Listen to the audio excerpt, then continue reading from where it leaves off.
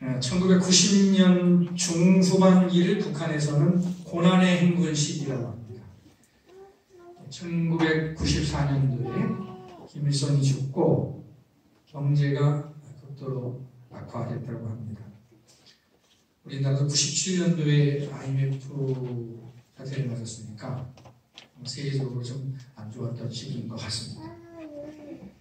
이때 김정일이 어려운 시기를 이겨내자고 붙인 구호가 바로 고난의 행군이라는 구호입니다.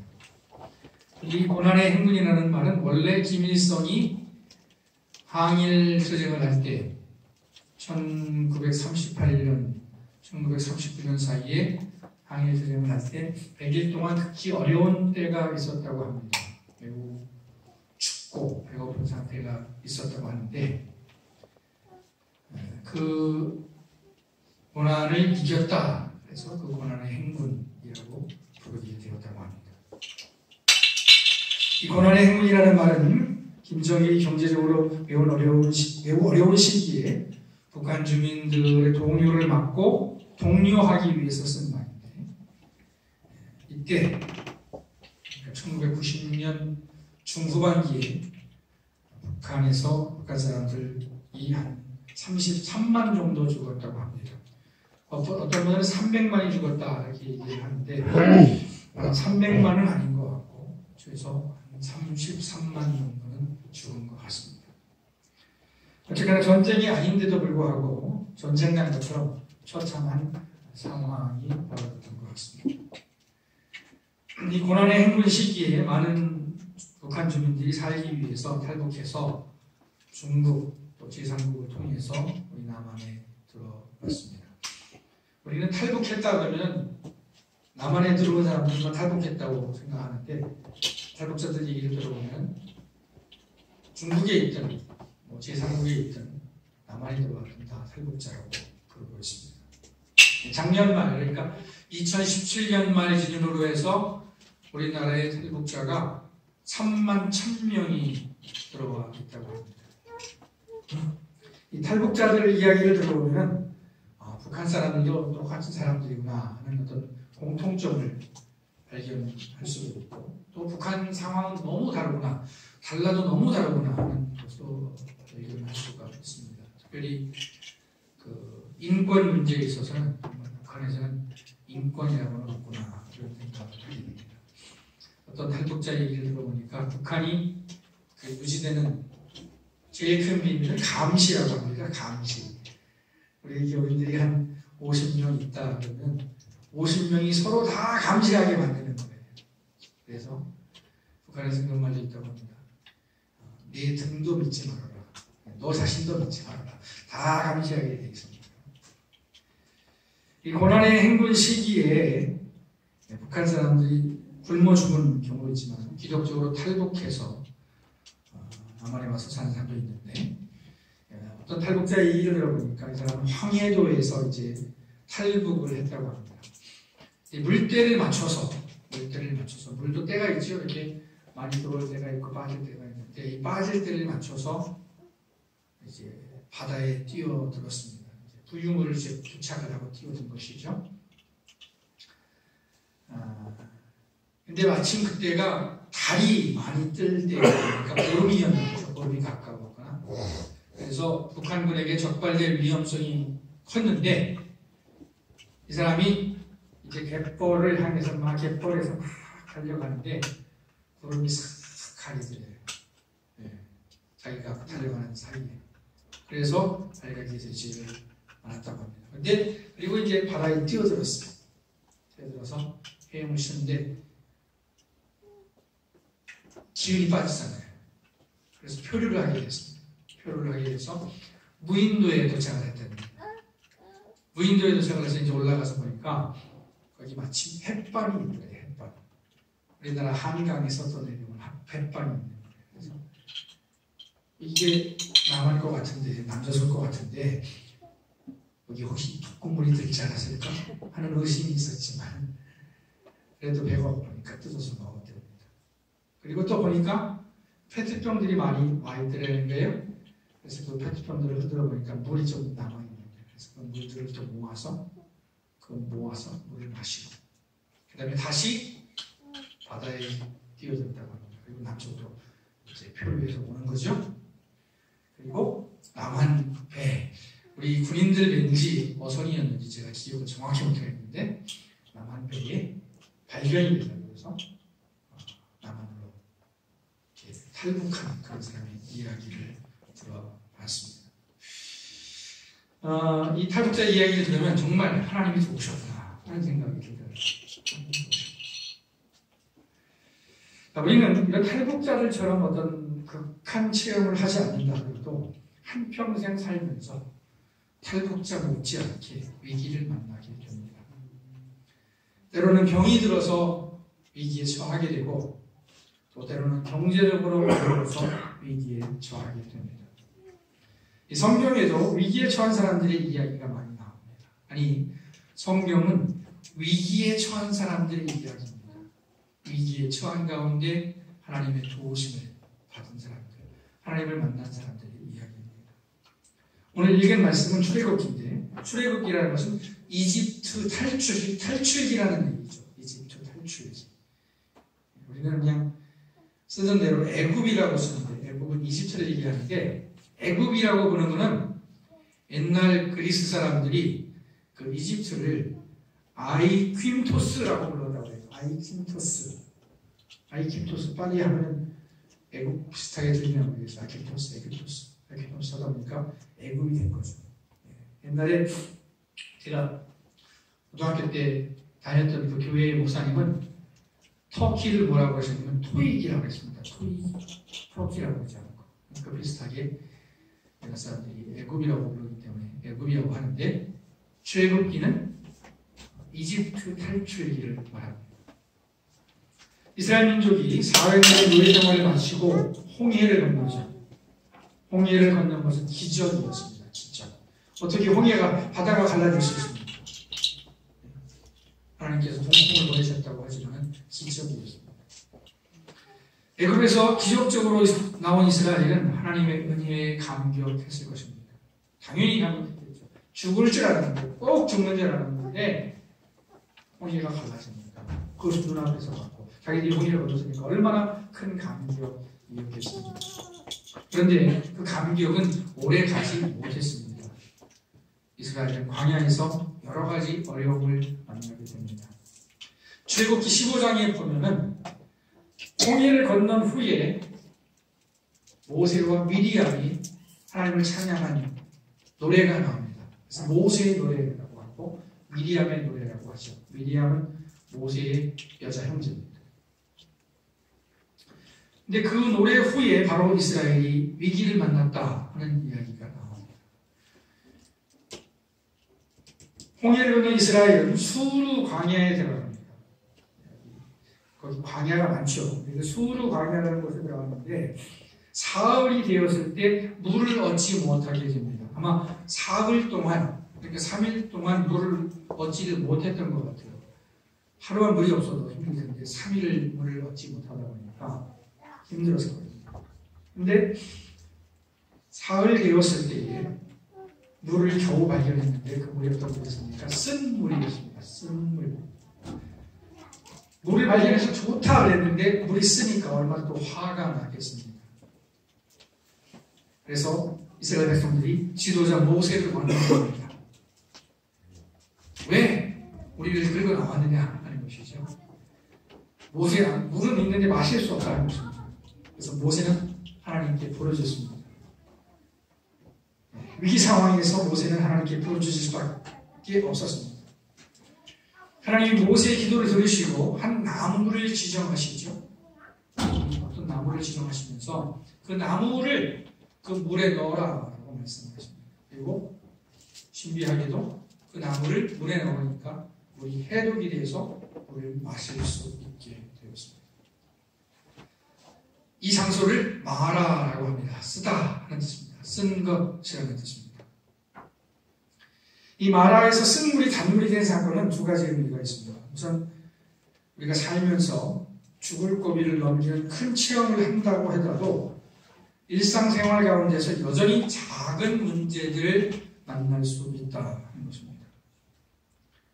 이 교회 생활을 하게 되면 성경을 알게 되고 또 성경을 알게 되면 믿음이 생기게 되고 어느 순간 하나님의 은혜를 깨닫게 됩니다. 그리고 하나님의 은혜에 감격하게 되죠.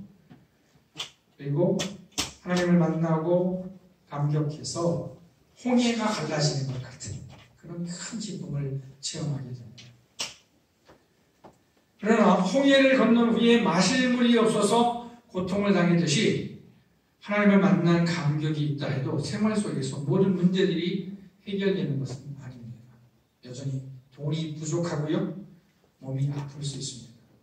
작은 어려움들이야 그러려니 하고 참아낼 수가 있겠습니다만 조금 더 큰 문제를 만나게 되면 어떻게 보면 우리가 좀 감당하기 어려운 문제를 만나게 되면 우리의 영혼이 피곤해지고 낭망하게 되고 또 하나님을 원망할 수가 있습니다. 이런 상황에서 우리가 알아야 할 것은 우리가 예수를 믿고 구원을 받았다고 해도 현실의 문제들이 우리가 원하는 대로 진행되거나 해결되는 것이 아니라는 것입니다. 이 사실을 알 때 우리가 문제들을 만날 때 낙심하지 않고 그 문제를 해결할 수 있는 실마리를 마련할 것입니다. 그러니까 어떤 어려움을 만났을 때 이상한 일 당하는 것처럼 생각하지 말아야 됩니다. 어려움을 만났을 때 힘들지만 그 어려움이 있다는 사실을 인정하고 어려움을 직면해야 됩니다. 뭐 신세 타령을 하고 무슨 팔자를 이기를 하고 구원도 하고 뭐 술을 마시고 폭력을 행사하고 그런다고 해서 그 문제가 해결되는 것이 아닙니다. 오히려 그 상황을 악화시킬 뿐입니다. 마라의 쓴물 이야기에서 또 하나 우리가 기억해야 할 것은 하나님께서 쓴물을 단물로 바꾸실 수 있다 하는 것입니다. 쓴물은 뭘 일반적으로 말한다고 얘기할 수 있겠습니까? 모든 고난을 의미한다고 말할 수 있습니다. 장애물입니다. 그런데 하나님은 모세의 기도를 들으시고 한 나무를 지시하셔서 그 나무를 쓴물에 던지게 하셔서 쓴물을 단물로 바꿔주셨습니다. 쓴물이 단물로 바뀌었다는 것은 고난이 해결된다는 거예요. 고난이 해결돼서 축복이 되었다는 것입니다. 쓴 물을 마신 이스라엘은 쓴 물만 봤습니다. 물이 쓰니까 그렇죠? 쓴 물만 봤어요. 절망만 본 겁니다. 하나님을 바라보지 못했습니다. 그래서 모세를 원망했죠. 어떻게 보면 당연한 것이겠죠. 그러나 한 번 더 생각할 수 있어야 됩니다. 절망을 만났을 때, 어려움을 만났을 때 그 절망 뒤에 하나님 계신다 하는 것을 기억을 해야 됩니다. 라디오를 듣다가 이런 얘기 들었어요. 어떤 얘기 들었냐면 성공한 사람들은 특징이 있답니다. 라디오에서 본 건가 인터넷에서 본 건데 특징이 있는데 어떤 특징이 있냐면 성공에 대한 열망이 있다는 거예요. 성공에 대한 열망. 그리고 그 열망을 가지고 열심히 노력을 한다는 겁니다. 노력하다 실패할 수가 있겠죠? 여기가 중요한 것 같아요. 열심과 열망이 있습니다. 그리고 성실하게 노력합니다. 그런데 안 될 수가 있잖아요. 안 될 수가 있어요. 근데 성공한 사람들의 특징은 뭐냐면 그 실패에 낙심하지 않고 그 실패를 실패로 생각하지 않는다 하는 것이라고 합니다. 뭐 뻔히 아는 얘기 같습니다만 또 새롭게 저에게 들렸습니다. 쓴물을 마셨을 때 이스라엘은 실망하고 분노했지만 거기서 그치면 안 됐습니다. 하나님을 찾아야 했습니다. 그리고 하나님의 지시하심을 기다려야 했습니다. 다행히 모세가 하나님께 엎드렸고 하나님은 한 나무를 지시하셔서 쓴물을 단물로 바꾸게 하셨습니다. 그러니까 우리 믿는 사람들은 어떤 문제를 만났을 때 인간적인 차원에서 노력도 해야 하겠지만 그것을 하나님 앞에 가지고 나가서 기도하고 하나님의 어떤 응답을 받아야 할 것입니다. 또 응답을 듣는 것이죠. 하나님으로부터 예스라는 응답을 듣든지 노라는 응답을 듣든지 위로의 말씀을 듣든지 아니면 책망의 말씀을 듣든지 오종의 말씀을 듣는 것이 매우 중요합니다. 자, 이렇게 말하면 하나님을 나쁜 분으로 만드는 것 같은데 근데 하나님은 때로 고난을 통해서 우리로 하여금 하나님을 찾게 하실 수도 있습니다. 시편 119편 75절 말씀을 보면은 이런 말씀이 있습니다. 여호와여 내가 알거니와 주의 심판은 의로우시고 주께서 나를 괴롭게 하시는 성실하심 때문입니다. 라는 말씀이죠. 하나님께서 나를 괴롭히시는데 이게 하나님이 악해서 괴롭히시는 것이 아니라 하나님이 성실하셔서 나를 괴롭히시는 거예요. 예. 무슨 이런 말씀이 있습니까? 예. 이런 말씀 싫으시죠? 그죠? 싫으실 수 있는데 하나님이 말씀하시는 말씀. 우리는 고난을 당하기 원치 않습니다. 늘 좋은 일만 있으면 좋겠습니다. 아프지도 않고 튼튼하고 또 부족하지도 않고 늘 풍족하길 바랍니다. 또 실패하지도 않았으면 좋겠습니다. 한 번도 실패하지 않고 승승장구, 공부하면 1등, 창업하면 성공, 이렇게 가면 좋겠습니다. 그리고 또 그렇게 되는 것이 하나님께서 복을 주신 것이라고 볼 수도 있겠죠. 그러나 그런 삶은 없습니다. 그리고 고난이 꼭 나쁜 것만은 아닙니다. 고난을 통해서 우리는 더 성숙해질 수 있고 하나님의 은혜를 깨달을 수도 있습니다. 제가 수도 있다라고 말씀드리는 것은 고난을 통해서 깨닫지 못하면 그것이 그냥 고난으로 끝날 수 있기 때문에 수도 있다. 그렇지 않을 수도 있다는 거죠. 라고 말씀드린 겁니다. 그러므로 고난을 당할 때 낙심하지 말고 하나님을 더욱 가까이 해야 합니다. 이스라엘은 마라에서 쓴물 때문에 시험을 당했습니다. 그리고 이스라엘의 어려움이 끝난 게 아닙니다. 또다시 어려움을 만나죠. 이번에는 먹을 것에 대한 불만이 터져 나왔습니다. 이스라엘이 출애굽한 지 2달 반 만에 신광야에 이르렀습니다. 광야에서 먹을 것이 마땅치 않았겠죠. 그래서 백성들은 모세와 아론을 원망했습니다. 애굽에서는 떡이 아니라 고기 가마니 옆에서 떡을 풍족히 먹었다 했습니다. 그래서 차라리 거기서 죽었으면 좋았겠다라고 얘기를 합니다. 그런데 이스라엘은 애굽에서 사실 분명히 엄청난 고생을 했습니다. 그래서 그들이 부르짖은 거죠. 못 살겠다. 도저히 이 애굽에서 못 살겠습니다. 라고 부르짖었어요. 그래서 하나님께서 구원해 주신 것인데 막상 나와보니까 광야 생활이 또 만만치 않거든요. 애굽에서처럼 누구한테 뚫려받고 하지는 않지만 여전히 배고프고 힘들었습니다. 그래서 옛날이 좋다라고 생각을 한 것이죠. 예, 어떤 분들 중에서 그렇게 얘기하는 분도 있습니다. 예수를 잘 믿는 분인데 예수를 믿으면서도 어려움이 있고 또 예수를 믿는 것 때문에 제약이 많기 때문에 내가 왜 예수를 믿어서 이 고생을 하나 이렇게 하는 분들이 있어요. 내가 왜 예수를 믿어가지고 죄를 마음대로 못 짓고 내가 왜 예수를 믿어서 술도 못 마시고 담배도 못 피고 주일날 교회를 가야 되고 차라리 내가 예수를 안 믿었으면 좋았을 텐데 내가 하필 하나님이 살아계신 걸 알고 예수가 구주인 걸 알아가지고서 내가 왜 이 고생을 하나 이렇게 얘기하는 분들이 있어요. 이스라엘 백성들이 꼭 그랬습니다. 자, 하나님께서 이스라엘 백성들에게 만나를 내려주십니다. 그리고 메추라기를 주십니다. 하나님께서 저녁에 어디선가 메추라기를 보내주셔가지고서 메추라기 고기를 먹게 하시고요. 아침에는 만나를 먹게 하십니다. 만나는 풀 섞은 과자 같은 것이었다 그랬습니다. 메추라기는 모르겠는데 만나는 매일 아침에 내야 될 것 같습니다. 다만 안식일은 주지 않으셨다고 했어요. 그러니까 하루하루 먹게 하신 겁니다. 하루하루. 어떤 사람들은 좀 많이 거뒀는데 어떻게 됐다고 했습니까? 썩었다고 했습니다. 많이 거둔 사람도 남은 게 없고 적게 거둔 사람도 부족함이 없었다 그랬습니다.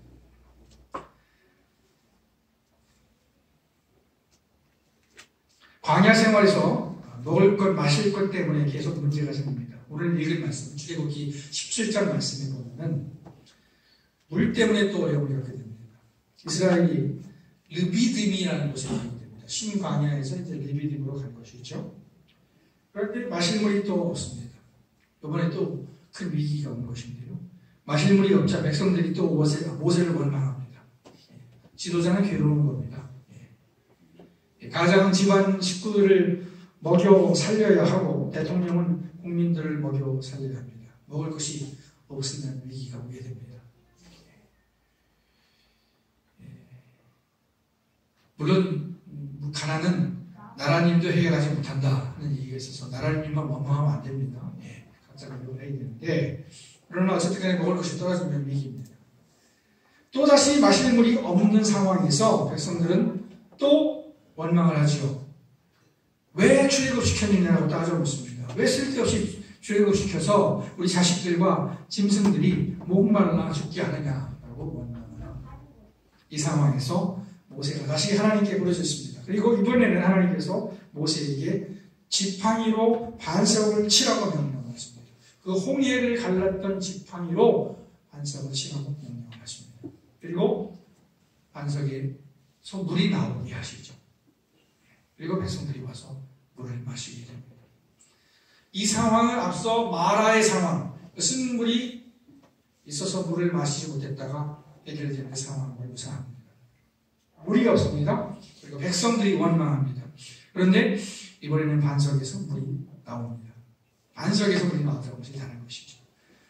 좀 더 극적이었다라고 볼 수가 있겠습니다. 마라에서는 물을 발견했지만 마실 수 없었는데 이번에는 아예 물이 없었습니다. 그런데 하나님이 반석에서 물이 나오게 하신 것입니다. 아무도 반석에서 물이 나올 것이라고 생각하지 못했을 것입니다. 그런데 하나님께서 아무도 생각하지 못한 반석에서 물이 나오게 하신 것입니다. 한마디로 기적을 이루어주신 것입니다. 하나님께서 레비딤에서 반석에서 물이 나게 하신 사건은 다시금 우리로 하여금 절망 가운데서도 절망하지 말아야 한다 하는 교훈을 줍니다. 살다 보면 일이 쉽게 풀릴 수도 있습니다. 제가 옛날에 영어 학원에서 아이들을 가르치고 또 가회도 하고 또 번역도 한 적이 있어요. 근데 번역하다 보면 어떤 거는 어렵기만 하고 돈도 안 되는 번역이 있고 어떤 번역은 쉬운데 돈이 되는 번역이 있어요. 어떤 전기에 관련된 번역을 했는데 제 친구가 좋아서 했는데 이건 공짜 번역이네 그런 생각이 들었는데 살다 보면 쉽게 풀릴 수도 있습니다. 일이. 근데 영 풀리지 않을 수도 있습니다. 어떤 때는 막다른 골목인 것처럼 생각이 될 때도 있습니다. 그래서 사람들은 절망하고 원망하죠. 그리고 극단적인 선택을 하기도 합니다. 현실을 부정하고 또 중독에 빠지기도 합니다. 술에 의지한다든지 아니면 도박에 의지한다든지 무슨 성적인 것에 의지한다든지 도피를 하게 되죠. 그러나 아까도 말씀드렸듯이 우리 그리스도인들은 어려울 때 정신을 바짝 차리고 하나님께 부르짖어야 됩니다. 그러면 하나님께서 반석에서 물이 나게 하실 것입니다. 쓴 물이 단물이 되게 하실 것입니다. 어려울 때 오늘 이야기를 기억하면 좋을 것입니다. 이스라엘의 광야 40년은 쉽지 않았습니다. 마시는 물도 부족했고 먹을 음식도 부족했습니다. 대적들이 공격했습니다. 그래서 이스라엘 백성들은 지도자들을 원망했고 하나님을 기쁘시게 하지 못했습니다. 그러나 하나님은 고비마다 이스라엘을 구원해 주셨습니다. 하나님께서 이스라엘을 구원하신 방법은 아무도 생각하지 못한 것이었습니다. 아무도 반석에서 물이 나올 것이라고 생각하지 못했는데 하나님은 반석에서 물을 내셨습니다. 하나님은 우리가 생각하지 못하는 방법으로 우리를 구원하시기를 어떻게 보면 기뻐하시는 것 같습니다. 왜냐하면 그래야 우리가 하나님을 아니까, 그래야 하나님을 인정하니까 그런 것 같습니다. 내가 상상하는 방법, 내가 어떻게 꾀를 내서, 내가 어떻게 추구를 해서 어떤 방법을 생각해보지만 이상하게 하나님은 그 방법이 아닌 다른 방법으로 우리를 구원하시기를 기뻐하십니다. 하나님이 하나님 되시기 위해서 그러신 것 같습니다. 우리에게 믿음이 필요합니다. 그리고 우리에게 부르짖어 기도하는 것이 필요합니다. 하나님의 음성을 들을 때까지 기도하는 것이죠. 이 과정이 굉장히 고통스럽겠지만 기도의 분량이 차기까지 기도를 해야 됩니다. 고난이 목까지 차오를 때 곧 죽을 것만 같지만 전능하신 하나님이 우리를 도우시는 사실을 기억하고 끝까지 인내해서 승리할 수 있는 저와 여러분 되시길 축원합니다. 기도하시겠습니다.